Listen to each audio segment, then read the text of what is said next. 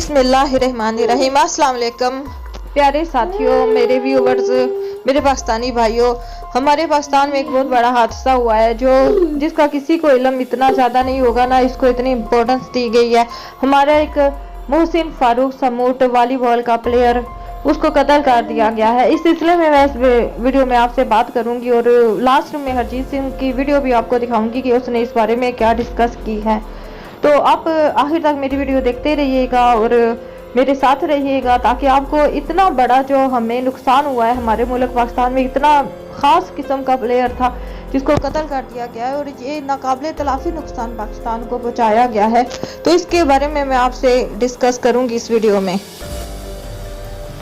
Mohsin Farooq समूट volleyball का एक बेहतरीन प्लेयर था जो बाकायदा मैच खेल रहा था और 80 से 90% तक उसने मैच जीते थे। उसकी स्मैश इतनी अच्छी थी कि बाहर नहीं जाती थी, वो अंदर ही, जहाँ पर बॉल फेंकते हैं अंदर ही उसके जाती थी। बहुत बेहतरीन स्मैश थी, कभी भी उसकी स्मैश कहते हैं कि मिस नहीं हुई। तो वो एक बहुत मिडिल क्लास बल्कि गरीब ख़ानदान से ताल्लुक़ रखता था, लेकिन अपने इस खेल की वजह से वो आस्ता आस्ता तरक्की की मंजिलें तय कर रहा था। ना सिर्फ वो अपनी ज़िंदगी के हालात बदल रहा था, बल्कि पाकिस्तान के लिए भी आगे जाके उसने बहुत ज़्यादा तरक्की का बाइस बनना था और पाकिस्तान का नाम रोशन करना था। लेकिन इस बंदे को कत्ल कर दिया गया और उसकी वजह आप जानते हैं क्या बनी। पहले तो उसे इस तरीके से कत्ल किया गया और ये साबित करने की कोशिश की गई कि ये इसका कत्ल नहीं है बल्कि खुदकुशी है। हालांकि बाद में हालात ये साबित भी कर रहे थे और आपको तो यहाँ के पुलिस वगैरह लोगों के हालात तो पता ही है कि वो किस किस्म की साजिशें करते हैं और किस तरह जो है सबूत मिटा देते हैं। असल हालात ये हुए कि उसके दोस्तों ने उसकी दावत की, 3-4 दोस्तों ने उसे मदऊ किया और बहरिया टाउन के जो रावलपिंडी का इलाका है, रावलपिंडी इस्लामाबाद का, वहाँ पर वो मदऊ था और उसी रात उसको कत्ल कर दिया गया। बाद में ये कहा गया कि वो एक लड़की के साथ बेडरूम में था, तो फिर छापा पड़ा और इस शर्म की वजह से उसने जाके तो खुदकुशी कर ली। तो जब वो उसकी बॉडी लाई गई और देखी गई तो उसके हाथ, जिस हाथ से वो स्मैश करता था, उसके हाथ को भी नुकसान पहुंचाया गया, उसकी उंगलियां काट दी गई और ये कहा गया कि ऊपर से गिरा है तो वहाँ पर सलाखें थी तो वहाँ पर हाथ लगा है और तो इस वजह से वो जख्मी हो गया। हालांकि ऐसा नहीं था, वहाँ पर कोई भी सलाखें और इस तरह की नोकदार चीज़ नहीं थी। मोहसिन फारूक समूट के कत्ल केस को खुदकुशी का साबित करने में मलिक रियाज ने भी अहम रोल अदा किया। इमरान खान हुकूमत के नोटिस लेने तक तहकीकात अभी तक जहां तक पहुंची है कि उसके कत्ल की वजह उसके मैच फिक्सिंग से इनकार है। वीडियो पसंद आने पर मेरा चैनल लाइक, सब्सक्राइब और ज़्यादा से ज़्यादा शेयर ज़रूर करें। शुक्रिया। भाई जी मैं ईद ते बाहर को ना जा रहा, मैं ईद वाले दिन कांजू स्टेडियम मैच है, मैं वो खेलता वैसे पूरी टीम खेल रहे हैं पे, सारे शौकीन है कि दावत है कि तुम आओ मैच देखो, बहुत अच्छा मैच होना है इंशाल्लाह। कुछ लोग आख्या है कि मैं बाहर जाना, मैं बाहर को नहीं जाना, मैं ईद वाले दिन कांजू स्टेडियम खेल। हाँ जी, अस्सलाम वालेकुम, सत श्री अकाल। सुनाओ सारे वीरां दा की हाल चाल आ। ते गल करनी सी यार, एक अज वावा दिन हो गए मैं लाइव नहीं होया। एक्चुअली ना मैं तुहानूं दसदा आ भी पाकिस्तान दे विच ही प्रॉब्लम होई आ। वो मुंडा सी चौधरी मोहसिन फारूक, बड़ा वधिया प्लेयर सी वॉलीबॉल शूटिंग दा, मैं आप खेडदा रहा। मैं इस करके इस टॉपिक ते गल करनी चाहुंदा आ भी रिक्वेस्ट आ उन्हां वीरां नूं जे कोई उन्हां दी हैल्प कर सके। होया कि भी ਉਹਦੀ गेम बड़ी जबरदस्त सी मोहसिन फारूक दी, ते गेम ਉਹਦੀ ਇੰਨੀ ਜ਼ਿਆਦਾ ਜ਼ਬਰਦਸਤ ਸੀ ਨਾ ਵੀ ਉਹਨੂੰ 5-5 ਲੱਖ ਰੁਪਈਆ ਵੀ ਆਫਰ ਕਰਦੇ ਸੀ ਵੀ ਭਾਈ ਤੂੰ ਵੀ ਆਹ ਟੂਰਨਾਮੈਂਟ ਖੇਡਣ ਨਾ ਜਾ ਤੇ ਵੀ ਇੰਨੇ ਪੈਸੇ ਤੂੰ ਸਾਡੇ ਤੋਂ ਲੈ ਲਾ। ਪਰ ਉਹ ਬੰਦਾ ਇੰਨਾ ਵਧੀਆ ਸੀ ਵੀ ਉਹਨੇ ਕਦੀ ਪੈਸਿਆਂ ਨੂੰ ਪਹਿਲ ਨਹੀਂ ਦਿੱਤੀ, ਉਹਨੇ ਹਮੇਸ਼ਾ ਗੇਮ ਨੂੰ ਪਹਿਲ ਦਿੱਤੀ। ਕੀ ਹੋਇਆ ਵੀ ਉਹਦੇ ਨਾਲ ਬੰਦੇ ਕੁਝ ਜੈਲਸ ਸੀ। ਕਈਆਂ ਵੀਰਾਂ ਨੂੰ ਤਾਂ ਪਤਾ ਹੋਊਗਾ ਵੀ ਆਲਮੋਸਟ 2 ਹਫ਼ਤਿਆਂ ਤੋਂ ਵੀ ਜ਼ਿਆਦਾ ਹੋ ਚੱਲਿਆ ਆ ਵੀ ਉਹਦਾ ਕਤਲ ਹੋ ਗਿਆ। ਤੇ ਮਤਲਬ ਉਹਦੇ ਵਿੱਚ ਕੀ ਕਹਿੰਦੇ ਆ ਵੀ ਉਹਨੂੰ ਹੋਰ ਰੰਗਤ ਦੇਣ ਦੀ ਕੋਸ਼ਿਸ਼ ਕੀਤੀ ਗਈ ਆ। ਕਤਲ ਵੀ ਉਹਦਾ ਹੋਇਆ ਬਹਿਰੀਆ ਟਾਊਨ ਦੇ ਵਿੱਚ। ਤੁਹਾਨੂੰ ਪਤਾ ਹੀ ਆ ਉਹ ਪਾਵਰਫੁਲ ਬੰਦੇ ਆ ਜਿਹੜੇ ਉੱਥੋਂ ਦੇ ਮਤਲਬ ਹੈਗੇ ਆ ਇਹ ਸਾਰਾ ਕੁਝ ਬਣਾਉਣ ਵਾਲੇ। ਤੇ ਉਹਦੇ ਤੇ ਇਲਜ਼ਾਮ ਇਹ ਲਾਉਂਦੇ ਪਏ ਜੀ ਉਹਨੇ ਸ਼ਰਾਬ ਪੀਤੀ ਸੀ, ਐ ਸੀ ਵੀ ਆਖੇ ਉਹ ਇੱਕ ਉਹ ਕੈਮਰਿਆਂ ਦੀ ਫੁਟੇਜ ਆ ਵੀ ਉੱਤੋਂ ਬਿਲਡਿੰਗ ਦੇ ਉੱਤੋਂ ਉਹਨੂੰ ਡਿੱਗਦਾ ਵਿਖਾਉਂਦੇ ਆ ਬਸ।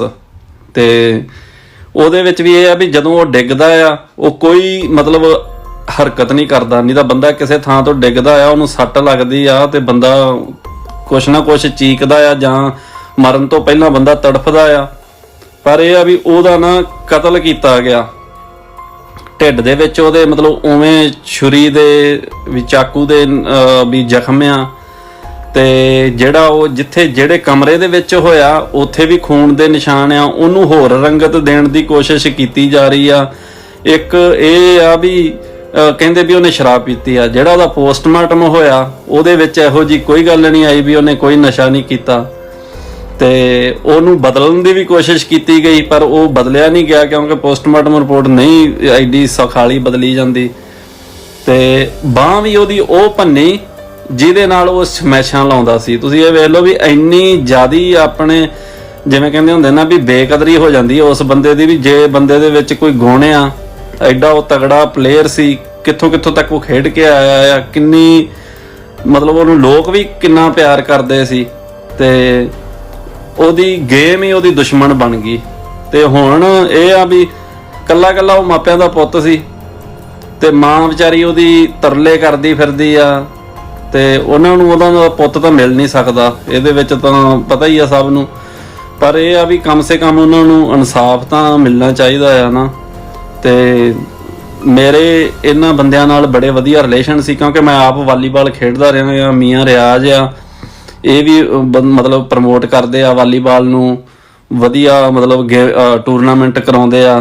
ਤੇ ਉਹ ਮੁੰਡਾ ਇੰਨਾ ਜ਼ਬਰਦਸਤ ਪਲੇਅਰ ਸੀ ਨਾ ਵੀ ਉਹਦੇ ਬਰਾਬਰ ਦਾ ਪਲੇਅਰ ਤਾਂ ਨਹੀਂ ਕੋਈ ਉਹ ਲਿਆ ਸਕੇ ਜਾਂ ਬਣਾ ਸਕੇ। ਉਹਨਾਂ ਨੂੰ ਇਹ ਲੱਗਿਆ ਵੀ ਇਹਨੂੰ ਹੀ ਖਤਮ ਕਰ ਦਈਏ।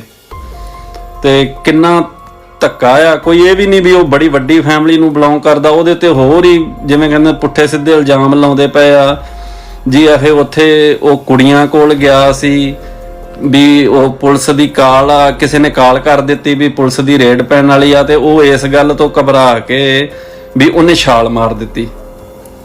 ਬੰਦਾ ਪੁੱਛੇ ਵੀ ਕੋਈ ਇਹ ਵੀ ਮਤਲਬ ਇੰਨੀਆਂ ਫੇਕ ਸਟੋਰੀ ਜੀ ਬਣਾਈਆਂ ਹੋਈਆਂ ਆ ਨਾ ਕਈ ਕੁਛ ਹੀ ਵੀ ਜਿਹੜੀਆਂ ਬੰਦੇ ਨੂੰ ਹਜਮ ਨਹੀਂ ਹੁੰਦੀਆਂ। ਵੀ ਉਹਦੀ ਬਾਂਹ ਉਹੀ ਟੁੱਟਣੀ ਜਿਹਦੇ ਨਾਲ ਉਹ ਸਮੈਸ਼ ਕਰਦਾ ਸੀ, ਫਿਰ ਉਹਦੇ ਢਿੱਡ ਵਿੱਚ ਜ਼ਖਮ, ਉੱਤੋਂ ਬੰਦਾ ਡਿੱਗਦਾ ਆ ਤੇ ਰਿਐਕਟ ਤਾਂ ਕਰਦਾ ਹੀ ਆ ਨਾ ਬੰਦਾ, ਭਾਵੇਂ ਜਿੰਨੀ ਮਰਜ਼ੀ ਉੱਚੀ ਥਾਂ ਤੋਂ ਡਿੱਗਿਆ ਹੋਵੇ। ਜਦੋਂ ਉਹਨੂੰ ਸੱਟ ਲੱਗਦੀ ਆ, ਕੋਈ ਹਿੱਲਦਾ ਆ ਜਾਂ ਕਿਵੇਂ ਨਾ, ਉਹ ਉਸ ਵੀਡੀਓ ਦੇ ਵਿੱਚ ਕੁਛ ਨਹੀਂ ਮਤਲਬ ਇਹੋ ਜਿਹਾ ਹੈਗਾ। ਹੁਣ ਇਹ ਆ ਵੀ ਜਿਹੜੇ ਉਹਨਾਂ ਦੇ ਇਨਵੈਸਟੀਗੇਸ਼ਨ ਕਰਨ ਵਾਲੇ ਆ, ਉਹ ਜਿਹੜੇ ਹੁਣ ਉਹਨਾਂ ਦੇ ਨਵੇਂ ਅਫਸਰ ਆਏ ਆ, ਸੁਣਿਆ ਆ ਤਾਂ ਇਹ ਆ ਵੀ ਉਹ ਬੜੇ ਚੰਗੇ ਇਨਸਾਨ ਆ। ਤੇ ਮੈਂ ਤਾਂ ਇਸੇ ਕਰਕੇ ਵਾਵਾ ਦਿਨ ਹੋ ਗਏ ਲਾਈਵ ਹੀ ਨਹੀਂ ਸੀ ਹੋਇਆ ਕਿਉਂਕਿ ਮੇਰੀ ਉਹਨਾਂ ਨਾਲ ਗੱਲਬਾਤ ਹੋਈ। ਤੇ ਉਹ ਬੰਦੇ ਦਾ ਨਾ ਮਨ ਹੋਰ ਹੋ ਜਾਂਦਾ ਆ ਜਦੋਂ ਤੁਸੀਂ ਕਿਸੇ ਚੀਜ਼ ਨੂੰ ਪਸੰਦ ਕਰਦੇ ਆ, ਕਿਸੇ ਬੰਦੇ ਨੂੰ ਪਸੰਦ ਕਰਦੇ ਆ, ਉਹਦੇ ਨਾਲ ਇਹੋ ਜਿਹਾ ਹੈਪਨ ਹੋ ਜਾਵੇ ਤੇ ਬੰਦੇ ਦਾ ਮਨ ਹੋਰ ਹੋ ਜਾਂਦਾ ਆ। ਤੇ ਰਿਕੁਐਸਟ ਆ ਜੇ ਕੋਈ ਬੰਦਾ ਹੈਲਪ ਕਰ ਸਕਦਾ ਆ ਤੇ ਜਿਹੜੇ ਇਹ ਸਾਰਾ ਕੁਝ ਕਰਦੇ ਪਏ ਇਨਵੈਸਟੀਗੇਸ਼ਨ, ਉਹਨਾਂ ਅੱਗੇ ਵੀ ਹੱਥ ਜੋੜ ਕੇ ਬੇਨਤੀ ਆ ਵੀ ਭਾਈ ਕਮ ਸੇ ਕਮ ਅਸੀਂ ਉਹਨਾਂ ਦਾ ਪੁੱਤ ਤਾਂ ਨਹੀਂ ਮੋੜ ਸਕਦੇ, ਕੱਲਾ ਕੱਲਾ ਉਹਨਾਂ ਦਾ ਪੁੱਤ ਸੀ, ਤੇ ਇੰਨਾ ਹੀ ਕਰ ਦਿਓ ਵੀ ਉਹਨਾਂ ਨੂੰ ਇਨਸਾਫ ਹੀ ਦੇ ਦਿਓ। ਇਨਸਾਫ ਵੀ ਜਿਹੜਾ ਦੇਣਾ ਆ ਉਹਨਾਂ ਨਾਲ ਕੁਝ ਸੌਰਨਾ ਨਹੀਂ, ਪਰ ਉਹਨਾਂ ਦੇ ਦਿਲ ਨੂੰ ਹੀ ਠੰਡ ਪੈਣੀ ਆ। ਤੇ ਹੱਥ ਬੰਨ੍ਹ ਕੇ ਬੇਨਤੀ ਆ ਉਹਨਾਂ ਅਫਸਰਾਂ ਅੱਗੇ ਤੇ ਉਹਨਾਂ ਅਦਾਰਿਆਂ ਅੱਗੇ ਵੀ ਕਮ ਸੇ ਕਮ ਉਹਨਾਂ ਨੂੰ ਇੰਨਾ ਕੁ ਇਨਸਾਫ ਦੇ ਦਿਓ ਵੀ ਉਹਨਾਂ ਨੇ ਆਪਦਾ ਲੱਠ ਵਰਗਾ ਪੁੱਤ 26-27 ਸਾਲਾਂ ਦਾ ਤੇ ਜਿਹਨੂੰ ਹੁਣ ਬਦਨਾਮ ਕਰਨ ਦੀਆਂ ਕੋਸ਼ਿਸ਼ਾਂ ਕੀਤੀਆਂ ਜਾ ਰਹੀਆਂ ਆ, ਕਮ ਸੇ ਕਮ ਉਹਨਾਂ ਨੂੰ ਇਨਸਾਫ ਦੇ ਦਿਓ। ਤੇ ਇੰਨੀ ਕੀ ਗੱਲ ਸੀ। ਤੇ ਕੋਈ ਨਹੀਂ, ਬਾਕੀ ਕੱਲ ਨੂੰ ਮੈਂ ਫਿਰ ਨਾ ਆ ਕੇ ਤੇ ਆਪਾਂ ਗੱਲਬਾਤ ਕਰਾਂਗੇ। ਓਕੇ ਜੀ, ਰੱਬ ਰੱਖਾ।